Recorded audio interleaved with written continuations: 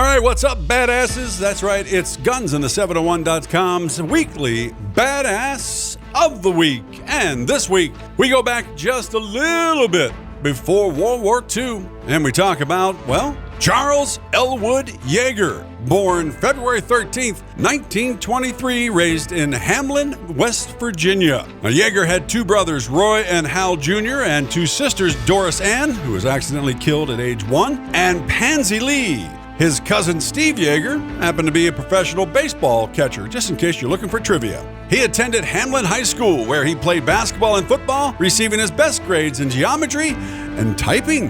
Yeager enlisted as a private in the U.S. Army Air Force on September 12, 1941, and became an aircraft mechanic at George Air Force Base in Victorville, California.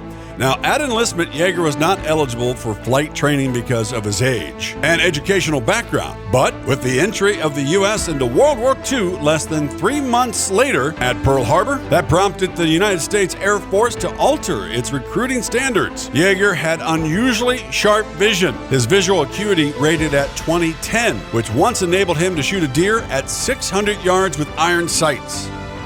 At the time of his flight training acceptance, he was a crew chief on an AT-11. He received his pilot wings and a promotion to flight officer at Luke Field, Arizona, where he graduated from Class 43C on March 10, 1943. He was then assigned to the 357th Fighting Group at Tonopah, Nevada. He initially trained as a fighter pilot, flying a Bell P-39 Ares Cobras, and then being grounded for 7 days for clipping a farmer's trees during a training flight. Then he shipped overseas with the group on November 23, 1943. Stationed in the United Kingdom at RF Leiston, Yeager flew P-51 Mustangs in combat with the 363rd Fighter Squadron. He named his aircraft Glamorous Glen after his girlfriend, Glennis Faye Dickhouse, who would later become his wife in February of 1945. Yeager gained one victory before he was shot down over France in his first aircraft on March 5, 1944, on his 8th mission. Now, he escaped to Spain on March 30th, 1944, with the help of the Marquise, the French resistance, and returned to England on May 15th, 1944.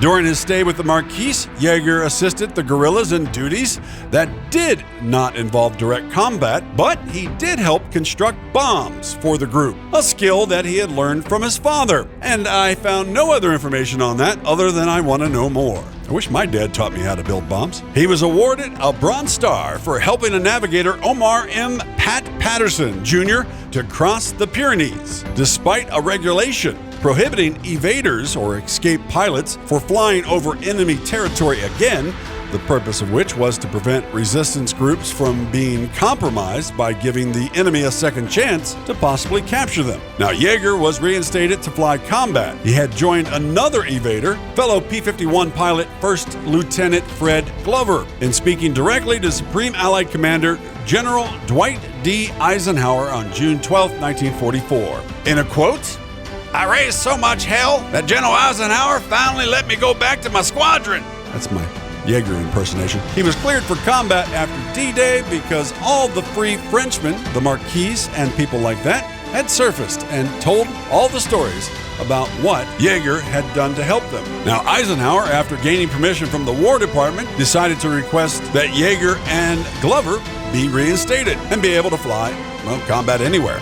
In the meantime, Yeager shot down his second enemy aircraft, a German Junker 88 bomber over the English Channel. Now, the P-51D 20NA, otherwise known as Glamorous Glen 3, is the aircraft in which Yeager achieved most of his aerial victories. Now, Yeager demonstrated outstanding flying skills and combat leadership. On October 12, 1944, he became the first pilot in his group to make ace in a day. That means downing 5 enemy aircraft in a single mission. Now, the fun part on that, 2 of these victories were scored without firing a single shot. He was running low on ammo. He flew into a firing position against a Messerschmitt Bf-109. The pilot of the aircraft, the German, broke to the port and ended up colliding with his wingman. Now, Yeager said both pilots bailed out. He finished the war with 11.5 official victories, including one of his first air-to-air victories over a jet fighter, the German Messerschmitt Me-262 that he shot down as it was on final approach for landing. Yeager was commissioned second lieutenant while at Leiston and promoted to captain before the end of his tour. He flew his 61st and final mission on January 15, 1945, and returned to the United States early February 1945. Now, as an invader, he received his choice of assignments. And because his new wife was pregnant, he chose right field near his home in West Virginia. Now, his high number of flight hours and maintenance experience qualified him to become a functioning test pilot of repaired aircraft, which brought him under the command of Colonel Albert Boyd, head of the Aeronautical Systems Flight Test Division and a test pilot himself. Now, this is where it gets fun and it gets fast pretty darn quick. Yeager remained in the U.S. Army Air Force after the war, becoming a test pilot at Marick Army Airfield, now Edwards Air Force Base, following graduation from the Air Materiel Command's Flight Performance School. Now, after Bell Aircraft's test pilot Chalmers Slick Goodwin, he demanded $150,000 to break the sound barrier. It says he's not going up unless they paid him. Now, equivalent today, that would be worth about $2.5 million. Needless to say, they weren't going to do that. So the U.S. Air Force selected 24-year-old Yeager to fly the rocket-powered Bell XS-1 in the NACA program to research high-speed flight. Now, as Yeager was getting ready to fly the Bell X-1, 2 nights before the scheduled flight date, Yeager broke 2 ribs when he fell from a horse. Now, he worried that the injury would remove him from the mission and reported that he went to a civilian doctor in nearby Rosemond who taped up his ribs. Now, besides his wife, who was riding with him, Yeager told only his friend and fellow project pilot, Jack Ridley, about the accident. On the day of the flight, Yeager was in such pain that he could not seal the X-1's hatch by himself, but thinking ahead of time, Ridley had rigged up a device using the end of a broom handle as an extra lever to allow Yeager to seal the hatch. Now, Yeager broke the sound barrier on October 14, 1947, in level flight while piloting the X-1 Glamorous Glennis at Mach 1.05 at an altitude of 45,000 feet over the Rogers Dry Lake over the Mojave Desert in California. Now, the success of the mission wasn't announced to the public for nearly 8 months until June 10, 1948. Yeager was awarded the Mackey Trophy and the Collier Trophy in 1948 for his Mach transcending flight, and the Harmon International Trophy in 1954. The X-1 he flew that day was later on permanent display at the Smithsonian Institute's National Air and Space Museum. Now, during 1952, he attended the Air Command and Staff College. Now, Yeager continued to break many speed and altitude records. He was one of the first American pilots to fly a Mikovan Gurevich MiG-15 after its pilot No Kum-suk defected to South Korea. Now, returning to Marick Air Force Base during the later half of 1953, Yeager was involved in the United States Air Force team that was working on the X-1A, an aircraft designed to surpass Mach 2 in level flight. Now, that year, he flew a chase aircraft for the civilian pilot Jackie Cochran, as she became the first woman to fly faster than sound. On November 20th, 1953, the U.S. Navy program involving the D-558-2 Skyrocket and its pilot Scott Crossfield, as they became the first team to reach twice the speed of sound. After they were bested, Ridley and Yeager decided to beat the rivals' Crossfield speed record in a series of test flights that would be dubbed Operation NACA WWII. I have no idea why and can't find out why. Anyway, not only did they beat Crossfield by setting a new record at Mach 2.44 on December 12, 1953, but they did it in time to spoil a celebration planned for the 50th anniversary of flight, in which Crossfield was to be called the fastest man alive. Not anymore. Now, the new record flight, however, did not entirely go as planned. Now, since shortly after reaching Mach 2.44, Yeager lost control of the X-1A at about 80,000 feet. Think about that for a second. Now, due to the inertia coupling, a phenomenon largely unknown at the time, with the aircraft simultaneously rolling, pitching, and yawing out of control, Yeager dropped 51,000 feet in less than a minute before regaining control at about 29,000 feet. He then managed to land without further incident. For this feat, Yeager was awarded the Distinguished Service Medal in 1954. Moving on a few years, Yeager was the Commandant of the United States Air Force Aerospace Research Pilot School with a model of the North American X-15 in 1959. Yeager was foremost a fighter pilot and held several squadrons and wing commands. Now, from 1954 to 57, he commanded an F-86H Sabre equipped with the 417th Fighter Bomber Squadron. They were out of Hahn Air Force Base in West Germany. And from 1957 to 1960, the F-100D Super Sabre equipped with the 1st Fighter Day Squadron at George Air Force Base, California, and Morón Air Force Base in Spain. Now, he was a full colonel in 1962 after completion of a year of studies and a final thesis on STOL aircraft. Those are those cool planes that basically can come to a dead standstill and drop where they are. So it's kind of cool. See him a lot up in Canada. Now, he became the first commandant of the U.S. Air Force Aerospace Research Pilot School, which introduced astronauts for NASA and the United States Air Force after its redesignation from the United States Air Force Flight Test Pilot School. Now, he had only high school education, so he was not eligible to become an astronaut like those he trained. In April of 1962, Yeager made his only flight with Neil Armstrong. Now, their job, flying a T-33, was to evaluate Smith Ranch Dry Lake in Nevada for use as an emergency landing site for the North American X-15. It was in his autobiography that he wrote that he knew the lake bed was unsuitable for landing after recent rains, but Armstrong insisted on flying out anyway. As Armstrong suggested that they do a touch and go, Yeager advised against it, telling him, "You may touch, but you ain't gonna go." And when Armstrong did touch down, the wheels became stuck in the mud, bringing the plane to a sudden stop and provoking Yeager to fits of laughter. They had to wait for a rescue. See? He told you so. All right, I'm adding this in here because you shouldn't, even with your heroes, downplay their bad sides. This is one of Yeager's bad sides, and it should be in the record. Yeager's participation in the test pilot training program for NASA included controversial behavior. Yeager reportedly did not believe that Ed Dwight, the first African-American pilot admitted to the space program, should be part of it. In a 2019 documentary series, Chasing the Moon, the filmmakers made the claim that Yeager instructed staff and participants at the school that Washington was trying to cram that down our throats. In his words, President Kennedy is using this to make the racial equality a subject, so he advised everyone not to speak to Dwight, not to socialize with Dwight, don't drink with Dwight, don't invite him over to your house, and in 6 months he'll be gone. In his autobiography, Dwight detailed how Yeager's leadership led to the discrimination treatment throughout his training at Edwards Air Force Base. All right, back to the story. Between December 63 and January 64, Yeager completed 5 flights in the NASA M2F1 lifting body. And now, an accident during the December 63 test flight in one of the school's NF-104s resulted in serious injuries. I mean, look at that thing. After climbing into a near-record altitude, the plane's controls became ineffective and entered into a flat spin after several turns and altitude loss of approximately 95,000 feet. Think about that. You fell 95,000 feet. Yeah.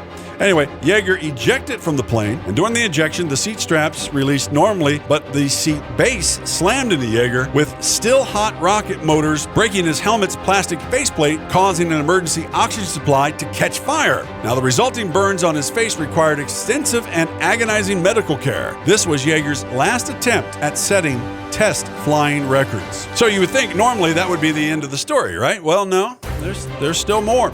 In 1966, Yeager took command of the 405th Tactical Fighter Wing at Clark Air Force Base in the Philippines. Now, those squadrons were deployed on a rotationary temporary duty in South Vietnam and elsewhere in Southeast Asia. Now, there, he flew 127 more missions. In February 1968, Yeager was assigned to command of the 4th Tactical Fighter Wing at Seymour Johnson Air Force Base, North Carolina, and led the McDonnell Douglas F-4 Phantom II Wing in South Korea during the Pueblo Crisis. Now, Yeager was promoted to Brigadier General and was assigned in July of 1969 as Vice Commander of the 17th Air Force. From 1971 to 73, on the behest of Ambassador Joseph Farland, Yeager was assigned to the Air Attaché in Pakistan to advise the Pakistani Air Force, which was led by Abdur Rahim Khan, the first Pakistani to break the sound barrier. Now, he arrived in Pakistan at a time when tensions with India were at their highest levels.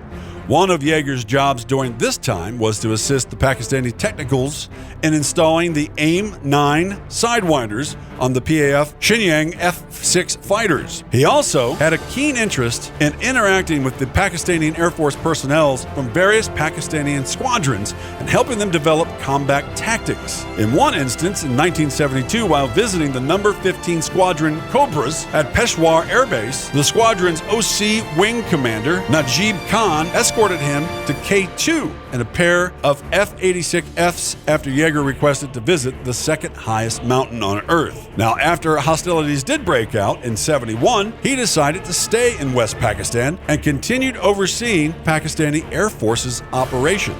Now, Yeager recalled the Pakistanians in a quote. I gotta use his voice, don't I? The Pakistanians whipped the Indians' asses in the sky. The Pakistanians scored a 3-to-1 kill ratio, knocking out 102 Russian-made Indian jets and losing only 34 airplanes of their own. Now, during the war, he flew around the Western Front in a helicopter, documenting the wreckage of Indian aircrafts of Soviet origin, which included the Sukhoi Su-7 and the MiG-21s. Now, these aircrafts were transported to the United States after the war for analysis, because that's what we do. It was a Cold War after all. Now, Yeager flew around in his Beechcraft Queen Air, a small passenger aircraft that was assigned to him by the Pentagon that he used to pick up shot-down Indian fighter pilots. The Beechcraft was later destroyed during an air raid by the Indian Air Force at a Pakistani air base, which Yeager was not present at the time. Now, Edward C. Ingram, a U.S. diplomat who had served as a political counselor to the Ambassador Farland in Islamabad, recalled the incident in the Washington Monthly on October of 1985. In a quote, after Yeager's Beechcraft was destroyed during the Indian air raid, he raged to his cowering colleagues that the Indian pilots had been specifically instructed by Indira Gandhi to blast his plane personally. It was, later he wrote, the Indian way of giving Uncle Sam the middle finger. Yeager was incensed over the incident and demanded U.S. retaliation. That never came. Now, on March 1st, 1975, Yeager retired from the Air Force at Norton Air Force Base in California. Yeah, we're supposed to say, yeah, that's it, right? That's the end? Oh my gosh. This is a long story. This guy did a lot. On October 14, 1997, on the 50th anniversary of the historic flight past Mach 1, he flew the new glamorous Glennis III, an F-15D Eagle, past Mach 1. Now, the chase plane for the flight was an F-16 Fighting Falcon, piloted by Bob Hoover, a longtime test, fighter, and aerobatic pilot who had been Yeager's wingman for the first supersonic flight. Now, at the end of his speech to the crowd in 1997, Yeager concluded, "All I am, I owe to the Air Force." Later that month, he was the recipient of the Tony Jannus Award for his achievements. Award, award, award. Award, award, award. Over the years, more awards. Awards from presidents. Awards from companies. Awards from other places. My goodness. Now in 73, Yeager was inducted into the National Aviation Hall of Fame, arguably aviation's highest honor. 74, Yeager received the Golden Plate Award from the American Academy of Achievement. December 75, the U.S. Congress awarded Yeager a silver medal, equivalent to a non-combat medal of honor, for contributing immeasurable to the aerospace science by risking his life in piloting the X-1. President Gerald Ford presented a medal to Yeager in a ceremony at the White House on December 8, 1976. Yeager never attended college, but was often modest about his background, but is considered by many, including Flying Magazine, the California Hall of Fame, the state of West Virginia, the National Aviation Hall of Fame, and a few U.S. presidents, and the United States Army and Air Force, to be one of the greatest pilots of all time.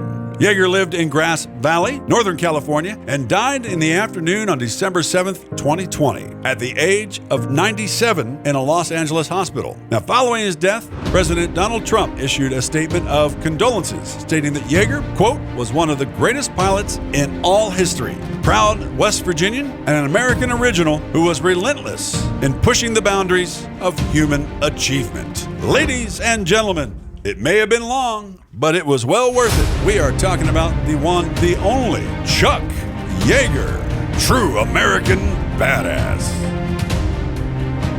Hey, once again, we thank everybody for tuning in. GunsInThe701.com and our Badass of the Week. Remember, we try to do this for you every week on our Wednesday show, and we do that at 6 p.m. Mountain Time, 7 o'clock Central Time, and on all our social medias. And don't forget also, you can check out all our store stuff that we've got available for you at our website at GunsInThe701.com. You can hit that little barcode thing we got up there. Also, if you want, drop us a little cash. Whatever you want to spare, we can use it to update our equipment, make our studios better, and bring you really, really cool stuff. That's pretty much it for today. We do appreciate you tuning in. And don't forget, we thank you for supporting GunsInThe701.com and 701 Nation. And like my buddy Clay always says, keep your powder dry.